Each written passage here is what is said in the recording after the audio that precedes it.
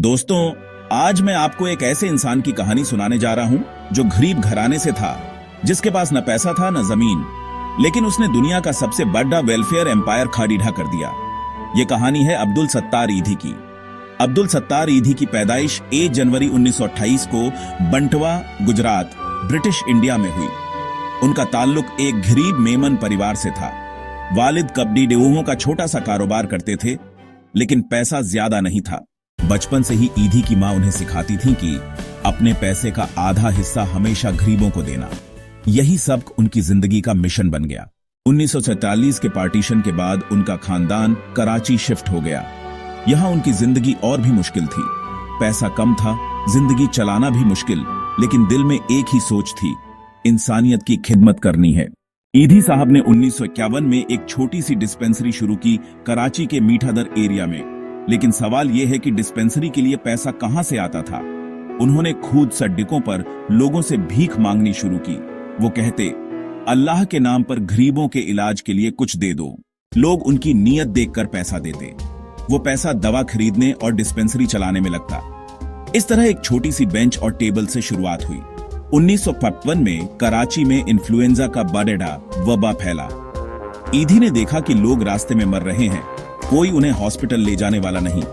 उन्होंने सोचा, मुझे एक एम्बुलेंस की जरूरत है, लेकिन पैसा कहां से आए। फिर से उन्होंने लोगों के पास जाकर डोनेशन मांगा। किसी ने 1 रुपया दिया, किसी ने 10, किसी ने अपना सामान डोनेट किया। धीरे धीरे पैसा जमा हुआ। उस पैसे से उन्होंने एक पुरानी सेकंड हैंड वैन खरीदी और उसे एम्बुलेंस बनाया।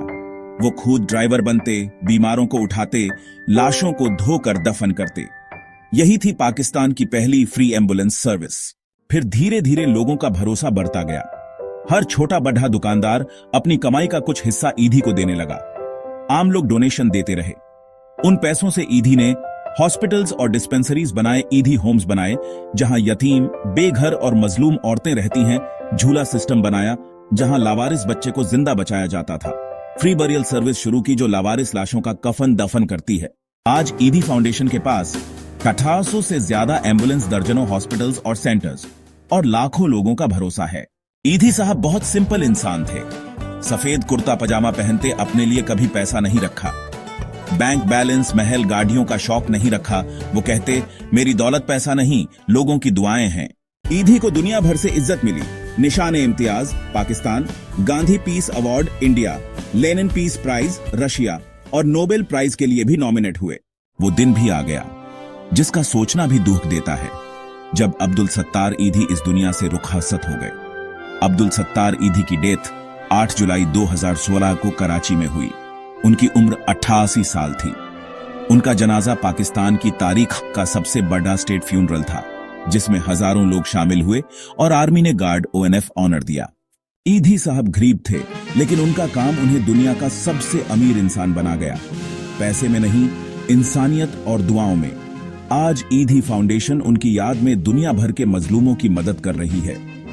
अगर आपको ईधी साहब की ये कहानी पसंद आई हो तो वीडियो को लाइक करें, चैनल को सब्सक्राइब करें और इस कहानी को ज्यादा से ज्यादा शेयर करें, ताकि लोगों को पता चले कि असली दौलत पैसा नहीं, बल्कि इंसानियत है।